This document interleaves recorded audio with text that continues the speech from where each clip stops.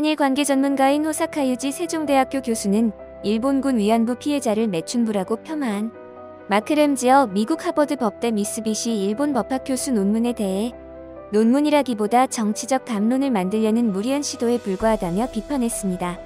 마크 램지어는 일본 기업인 미쓰비시가 하버드대에 조성한 기금으로 임용되었는데요. 그가 대학 홈페이지를 통해 말하길 어린 시절 대부분을 일본에서 보냈고 대학원에서 일본사를 공부했다. 도쿄 대학에서 장학금을 받았고 일본 여러 대학에서 강의를 했다고 자신을 소개했습니다. 심지어 2018년엔 일본 정부로부터 우길 중수장까지 받았습니다. 램지어 논문의 가장 큰 문제점은 학자로서의 진실 추구가 아닌 정치적 의도가 명확하다는 것입니다.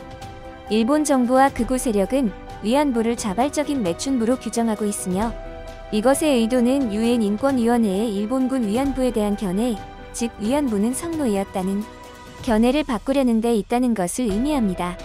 과거 일본군은 범죄 집단이 아닌 정의로운 군대이므로 일본 헌법을 개정해 자위대를 일본군으로 승격시켜 전쟁할 수 있는 나라로 일본을 바꾸는 야욕을 명확히 드러낸 것입니다.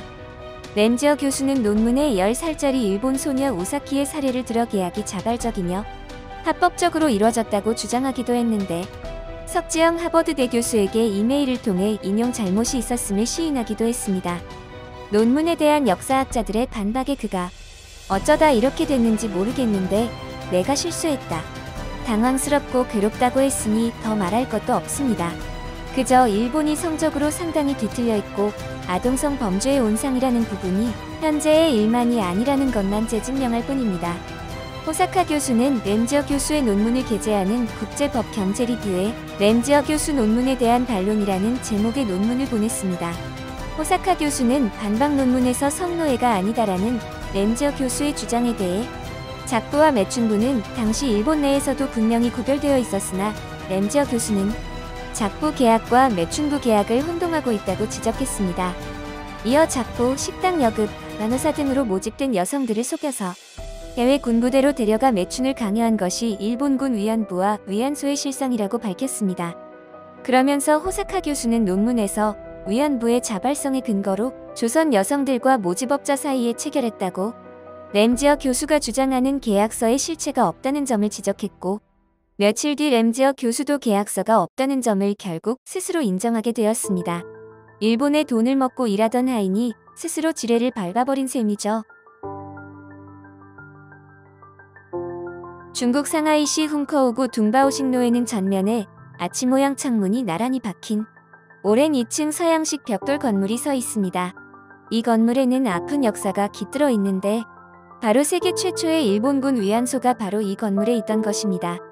일본군은 1931년 11월부터 1945년 8월 2차 세계대전 패전 때까지 이곳에서 일본군 장교를 위한 위안소인 다이살롱을 운영했습니다. 마크 램지어 하버드대 교수가 일본군 위안부의 강제 동원성을 부정하는 취지의 논문을 써 거센 비판에 직면한 가운데 중국 지역에서만 다이살롱처럼 실제 존재한 것으로 확인된 일본군 위안소만 무려 1000곳이 넘는 경악스러운 상황입니다.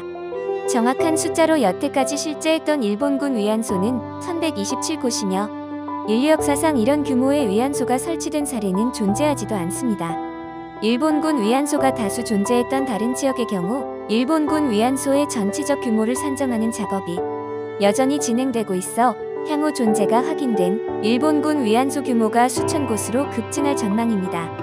중국에 있는 위안소를 찾고 연구하는 것이 중요한 이유는 실제 한국 출신 위안부 여성들이 피해를 입었던 장소가 중국이기 때문이며 북쪽의 헤이룽장에서 남쪽의 하이난에 이르기까지 어디에서든 한국 위안부의 흔적을 발견할 수 있습니다.